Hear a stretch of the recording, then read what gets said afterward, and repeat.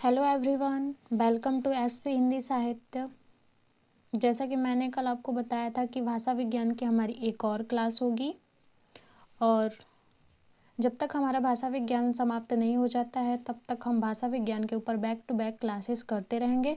और मैं एक प्लेलिस्ट बना दूंगी भाषा विज्ञान की, जिसमें जितना भी भाषा विज्ञान का क्लास होगा सारे उसमें ऐड होते जाएंगे। ओके, तो यदि आप चैनल पे नए हैं तो चैनल को सब्सक्राइब करें और यदि आपको क्लास हेल्पफुल लग रही हो तो क्लास को अपने दोस्तों तक शेयर ज़रूर करें।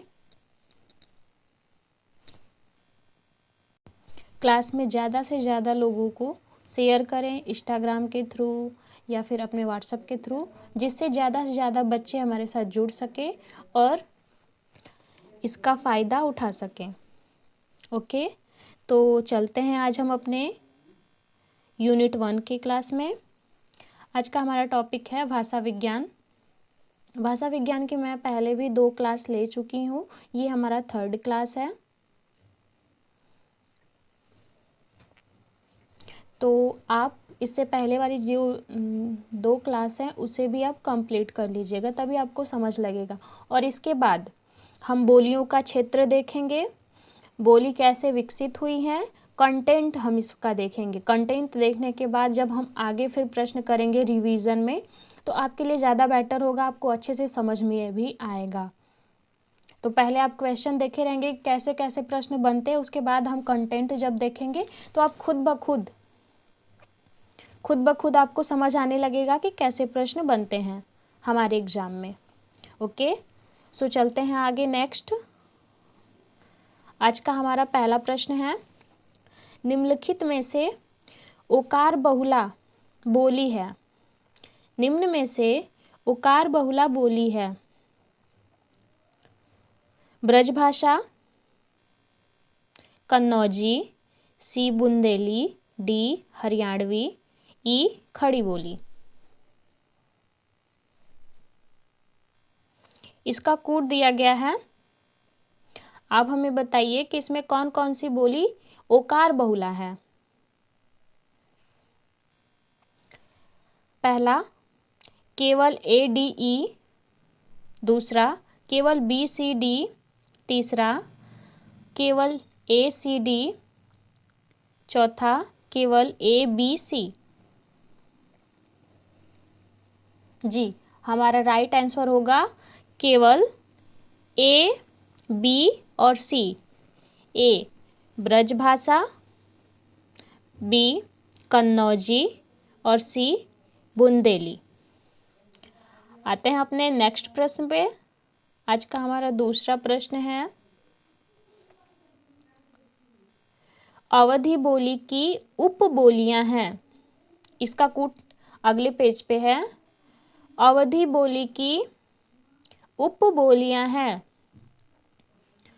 गहोरा, जादोआटी, शिक्षा, जोलहा, जुडर।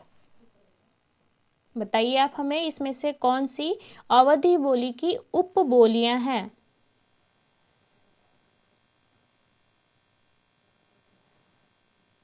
पहला, केवल ए डी ई। दूसरा, बी सी डी। तीसरा, ए सी डी। चौथा, केवल ए बी सी। बताइए हमें कौन सा आंसर होगा। जी, हमारा राइट आंसर होगा ए, केवल ए डी ई। गहोरा, जुलाहा और जूरड़, ये हमारी अवधि बोली की उपबोलियां हैं। हमारा नेक्स्ट प्रश्न है तीसरा, पश्चिमी हिंदी उपभाषा वर्ग में नहीं आती है। पश्चिमी हिंदी के उपभाषा वर्ग में कौन सी बोली नहीं आती है। बताइए। कौरवी, बुंदेली, बघेली और कन्नौजी। जी, हमारा राइट आंसर होगा 3। बघेली किस में आती है। पूर्वी हिंदी में। बघेली किस में आती है? पूर्वी हिंदी में। कल मैंने आपको बताया था पूर्वी हिंदी में कौन कौन सी बोली आती है? अवधी, बघेली, छत्तीसगढ़ी। और पश्चिमी हिंदी में हमारी बोलियां आती हैं, कौरवी आती है, बुंदेली आती है और कन्नौजी। ये तीनों पश्चिमी बोलियां हैं। चलते हैं अपने नेक्स्ट प्रश्न पे। चौथा प्रश्न है हमारा, निम्नलिखित में पूर्वी हिंदी उपवर्ग में है। निम्नलिखित में से पूर्वी हिंदी उपभाषा वर्ग में है। पहला अवधी, दूसरा बुंदेली, सी है हमारा बघेली, डी है छत्तीसगढ़ी और ई है हरियाणवी।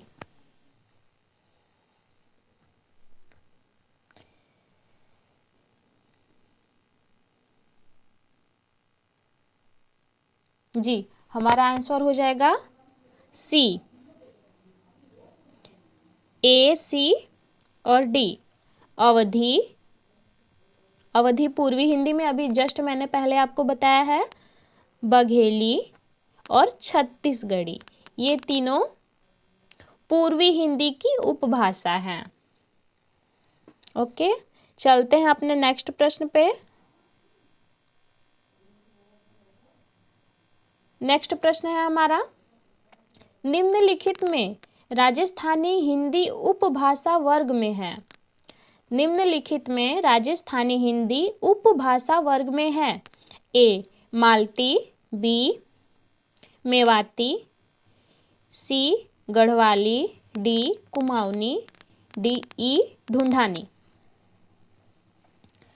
केवल बी डी ई, केवल बी सी डी, केवल ए सी डी, केवल ए बी ई। बताइए हमें कौन सा आंसर सही होगा? जी, हमारा आंसर सही होगा 4, केवल ए बी ई, केवल A B E. Rajasthani Hindi की उपबोलियां हैं मालवी, मेवाती और ढूंढाड़ी। आते हैं नेक्स्ट प्रश्न पे। नेक्स्ट प्रश्न है हमारा, निम्नलिखित में बिहारी हिंदी उपभाषा वर्ग में है। ए मारवाड़ी, बी भोजपुरी, सी कौरवी, डी मगही, ई मैथिली। केवल ए डी ई, केवल बी सी डी, केवल ए सी डी, केवल बी डी ई। बताइए हमें कौन सा सही होगा?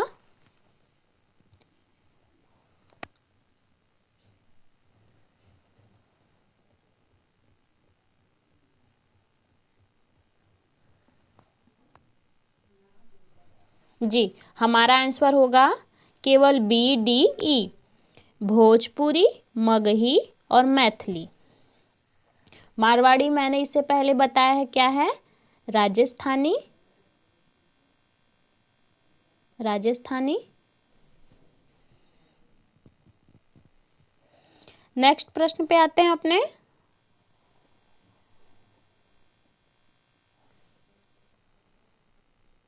आज का हमारा 7वां प्रश्न है, निम्नलिखित में से आकार बहुला बोली नहीं है। ये नहीं है या है, दोनों आप लोग ध्यान से पढ़ा करिए, क्योंकि इसी में आप लोग ज़्यादा गलत करते हैं पेपर में जाके। निम्नलिखित में से आकार बहुला बोली नहीं है। ए दक्षिणी, बी भोजपुरी, सी कौरवी, डी अवधी और ई बघेली। केवल ए डी ई, केवल बी सी डी, केवल ए सी डी, केवल बी डी ई। बताइए कौन सा हमारा आंसर सही होगा? जी, हमारा राइट आंसर है केवल बी डी और ई।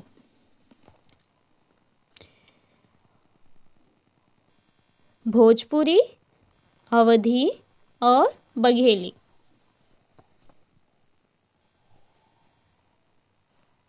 आते हैं नेक्स्ट प्रश्न पे।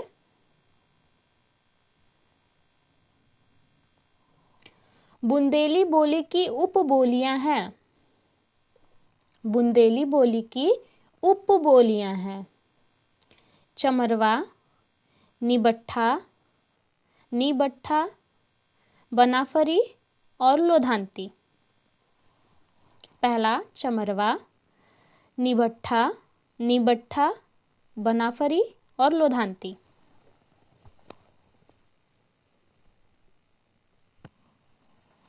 केवल BDE, केवल BCD, केवल ACD, केवल ABC। कौन सा आंसर सही होगा हमारा? राइट, हमारा सही होगा केवल BDE, केवल B, D और E। चमरवा किसकी बोली है? हरियाणवी की उपबोली है, हरियाणवी।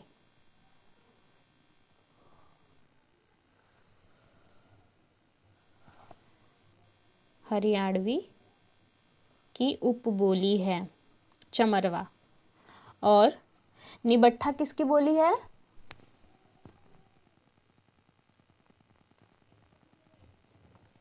निबट्ठा बघेली की उपबोली है, बघेली।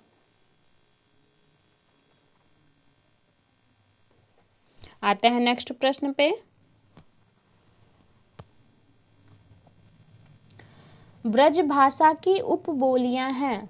ब्रज भाषा की उपबोलियां हैं हुक्का, पावरी, जदोआटी, डांगी या जादू। कौन सी उपबोलियां हैं? केवल BDE, केवल BCD, केवल ACD या केवल ABC? जी, हमारा राइट आंसर होगा C, केवल ACD। हुक्का, जदोआटी और डांगी। पावरी किसकी उपबोली है? बुंदेली की, बुंदेली की उपबोली है। और जादू हरियाणवी की उपबोली है, हरियाणवी की उपबोली है। आते हैं अपने नेक्स्ट प्रश्न पे।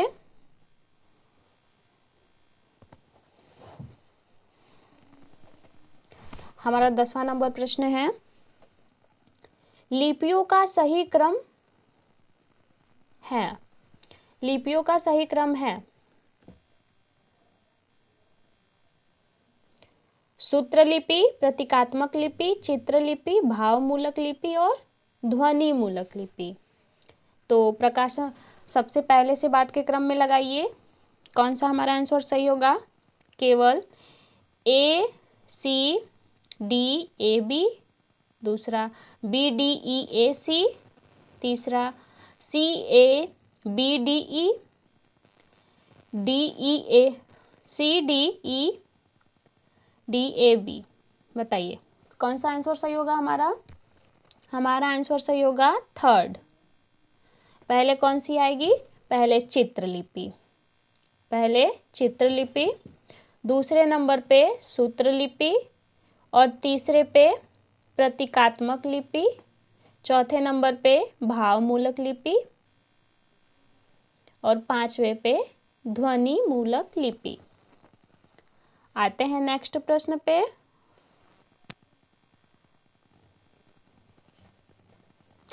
केंद्रीय हिंदी निदेशालय की ओर से देवनागरी लिपि तथा वर्तनी का मानकीकरण का प्रकाशन कब हुआ? पहला 1957, दूसरा 1983, तीसरा 1993, चौथा 1945।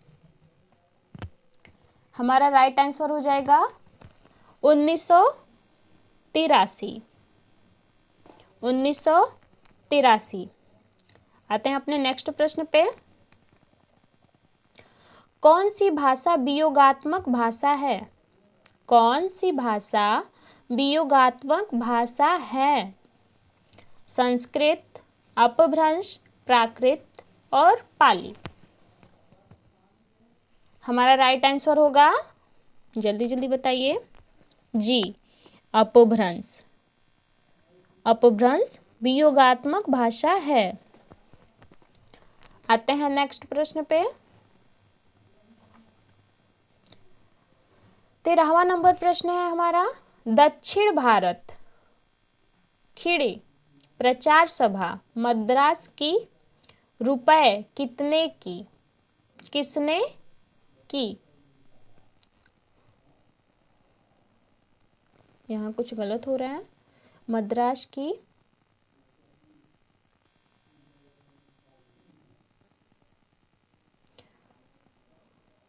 रुपाब किसने की? राजेंद्र प्रसाद, स्वामी दयानंद, महात्मा गांधी या राधा कृष्णन?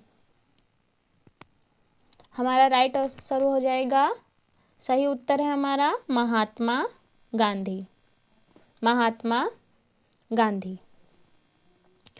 नेक्स्ट प्रश्न पे आते हैं। साहित्य में प्रयुक्त भाषा के आधार पर नामवर सिंह ने अपभ्रंश के कितने भेद किए हैं? 4 भेद, 8 भेद, 2 भेद या 6 भेद? कितने भेद किए हैं? 2 भेद किए हैं। नेक्स्ट प्रश्न है हमारा, डिंगल बोली का अन्य नाम है? भाट भाषा, नाग भाषा, अंतर्वेदी, बांगरू। डिंगल बोली का अन्य नाम है, जल्दी जल्दी बताइए।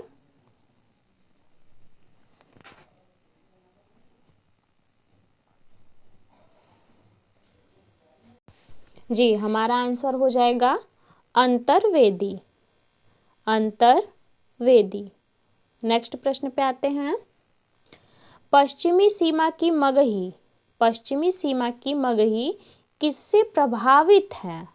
भोजपुरी, छत्तीसगढ़ी, कौरवी या कन्नौजी? बताइए किससे प्रभावित है? जी, हमारा राइट आंसर हो जाएगा भोजपुरी। भोजपुरी से प्रभावित है। नेक्स्ट प्रश्न पे आते हैं।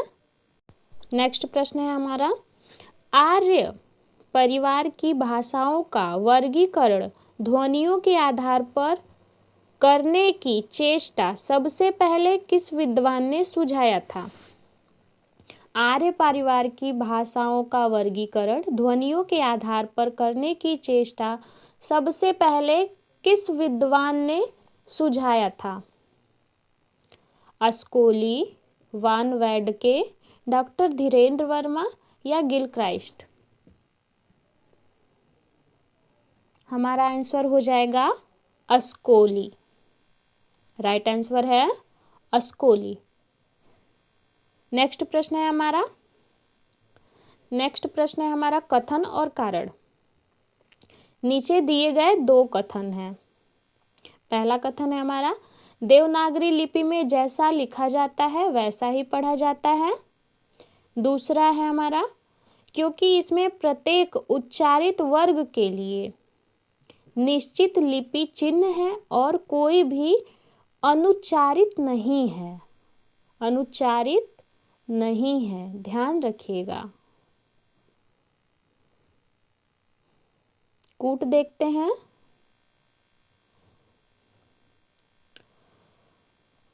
कथन ए और बी दोनों सही है, या पहला सही दूसरा गलत है, या कथन पहला सही है किंतु कथन दूसरा गलत है, कथन 1 गलत है किंतु कथन 2 सही है? बताइए हमारा राइट आंसर क्या होगा? जी, हमारा राइट आंसर हो जाएगा कथन ए और 1 और 2 दोनों सही हैं। देवनागरी लिपि में जैसा लिखा जाता है वैसा ही पढ़ा जाता है, बिल्कुल राइट है। क्योंकि इसमें प्रत्येक उच्चारित वर्ग के लिए निश्चित लिपि चिन्ह है और कोई भी अनुच्चारित नहीं है, ये भी बिल्कुल सही है। सभी का उच्चारित होता है, न कि अनुच्चारित। ये अनु हट जाता तब भी, ये भी तब ये गलत होता, ऐसे सही है। आते हैं नेक्स्ट प्रश्न पे। अ की 12 खड़ी देवनागरी लिपि सुधार समिति और स्वीकृत कर दी इस समिति के अध्यक्ष थे। अ की 12 खड़ी देवनागरी लिपि सुधार समिति ने और स्वीकृत कर दी इस समिति के अध्यक्ष थे राजेंद्र प्रसाद, स्वामी दयानंद, राधा कृष्णन या नरेंद्र देव। बताइए जी, हमारा आंसर होगा नरेंद्र देव। आते हैं नेक्स्ट प्रश्न पे। आज का हमारा ये अंतिम प्रश्न है 20वां। दक्षिण भारत में देवनागरी लिपि के प्रचार का समय था।